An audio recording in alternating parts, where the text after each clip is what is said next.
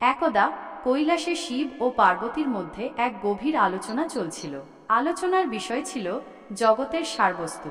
শিব তার যোগবলে উপলব্ধি করে বললেন, এই জগতের সব কিছুই মায়া, এমনকি অন্নও মায়া। পার্বতী, যিনি সাক্ষাৎ অন্নপূর্ণা, জগতের প্রতিপালিকা, তিনি স্বামীর এই কথায় ব্যথিত হলেন। তিনি বললেন, অন্ন যদি মায়া হয় তবে এই জগৎ কিভাবে টিকে থাকবে? অন্নই তো জীবনধারণের প্রধান অবলম্বন। শিব তার যুক্তিতে অনড় রইলেন। পার্বতী তখন জগতের সামনে শিবের ভুল প্রমাণ করার সিদ্ধান্ত নিলেন।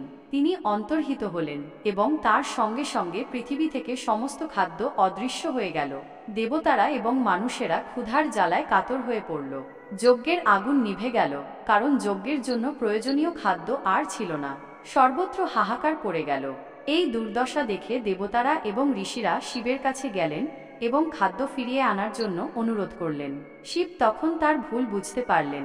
তিনি পার্বতীকে খুঁজতে বেরোলেন। অবশেষে তিনি কাশী, বারাণসী নগরীতে এলেন, যেখানে পার্বতী অন্নপূর্ণার রূপে বিরাজ করছিলেন।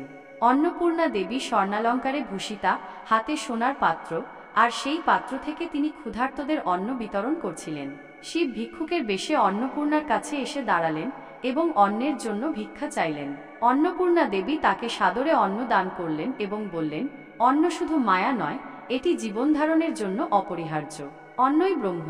শিব তখন নিজের ভুল স্বীকার করলেন এবং অন্নপূর্ণার কাছে ক্ষমা চাইলেন। অন্নপূর্ণা দেবী প্রসন্ন হলেন এবং জগতের সমস্ত খাদ্য ফিরিয়ে দিলেন। পৃথিবী আবার শস্য শ্যামলা হয়ে উঠল। দেবতারা এবং মানুষেরা আনন্দে উদ্বেলিত হল। এই ঘটনার পর থেকে অন্নপূর্ণা দেবী অন্নদাত্রী রূপে পূজিত হন। কাশীনগরী তার প্রধান পীঠস্থান হিসেবে পরিচিত।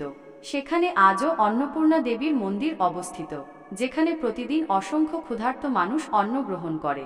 এই গল্পটি আমাদের শেখায় যে অন্ন শুধু শারীরিক প্রয়োজন মেটায় না, এটি জীবনের একটি অপরিহার্য অংশ এবং এর প্রতি আমাদের সম্মান জানানো উচিত।